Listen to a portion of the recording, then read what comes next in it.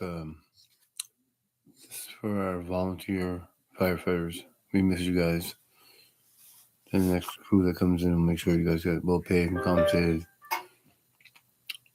Sorry about the assholes that took you out. We believe in firefighters. Hello and welcome. Thank you for joining us today. You are listening to our latest deep dive. It is Friday, 2026, Zoo 227. And today we are digging into some really fascinating new research on the hidden sociological and economic architecture of municipal fire services.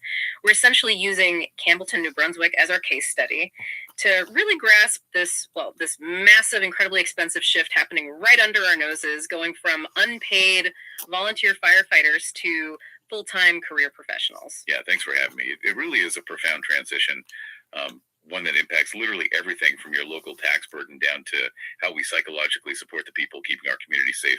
When you look at the raw data, you quickly realize where we've historically managed emergency responses, well, it's hitting an absolute breaking point. Okay, let's unpack this by starting with the actual philosophy of firefighting. The research draws this brilliant comparison between modern firefighters and Plato's Guardian class from the Republic. I really love that comparison. I mean, for a long time, the public safety industry operated with this very militaristic, almost warrior mindset.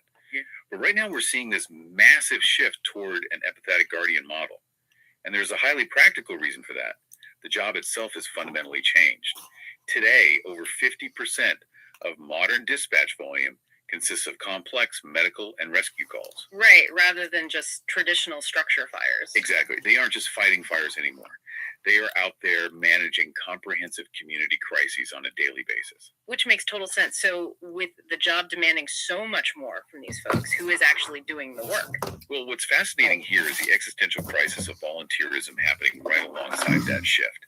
If you look at the numbers in Canada, an incredible 83% of firefighters are volunteers or paid on call, meaning they literally just receive a tiny stipend when their pager actually goes off. Yeah. But they are structurally aging out. Nearly 32% of them are over the age of 50. Wow, 32%.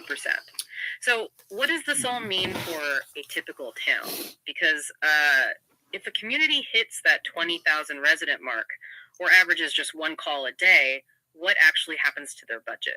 Basically, at that point, the volunteer model simply breaks. The intense demands of modern training paired with those spikes in call volumes mean regular people just don't have the time to donate anymore. But fixing that gap is astronomically expensive. Right, because transitioning just one single fire engine to a 24/7 career staff requires roughly 20 full-time employees. You're looking at a cost of about 3 million Canadian dollars annually. Exactly.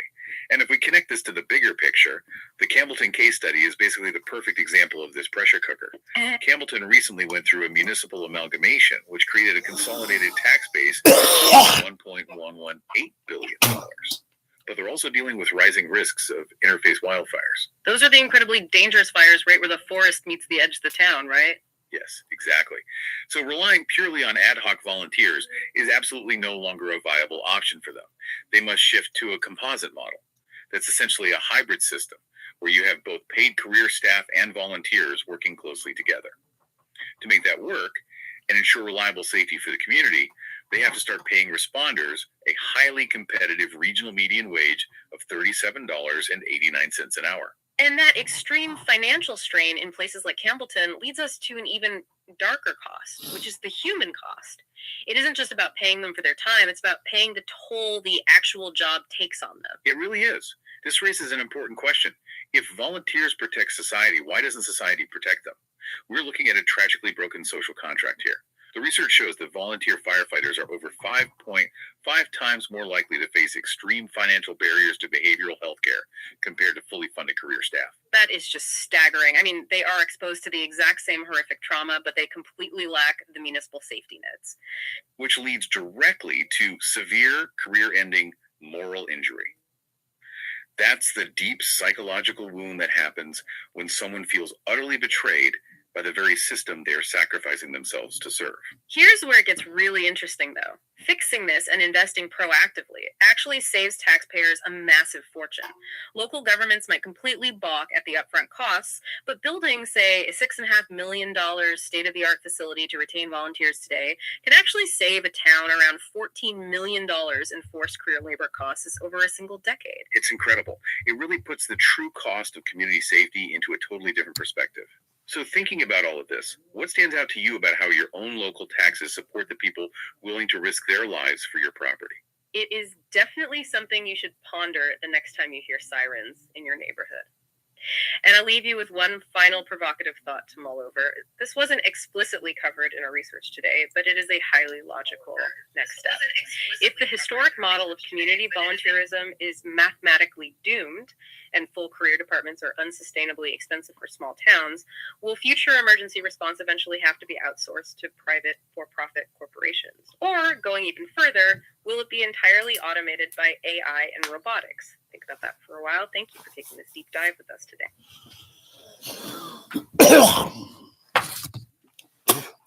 You see, nobody remembers or anybody's been taught how to govern. These people that are no one's governing anymore.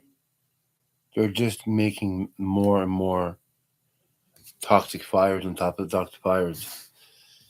Our firefighters, these guys were wrong, by the way. Our firefighters have a 2, 3, 4-pronged responsibility.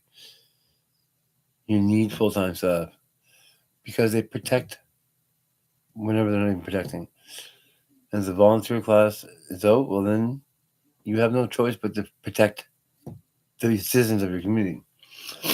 I'm looking at robotics and AI in a way to get ahead of it. Everybody else is pushing it away because they think it's a temporary fix, right? That not do it popular. It's not popular at all. Why would you want to risk a man going into a war or into a fire when a robot can? It doesn't make sense to me anymore how you think a robot doesn't matter because it's going to take the man's job away. But the man has to go run fires and do a worse job than firefighter. I don't know about that, though. They would definitely cut women out of the firefighter. No doubt, though. That's it. There's no more female firefighters. That's it. At least. That's why some of them stop doing it, because fights with husbands and wives, sleeping overnight. You can't understand that, like, that feeling of somebody being like away from their husband or wife, sleeping with other men and women in the building. It just doesn't fit. You know, and it doesn't. And the reason why I'm saying that is because I know stats.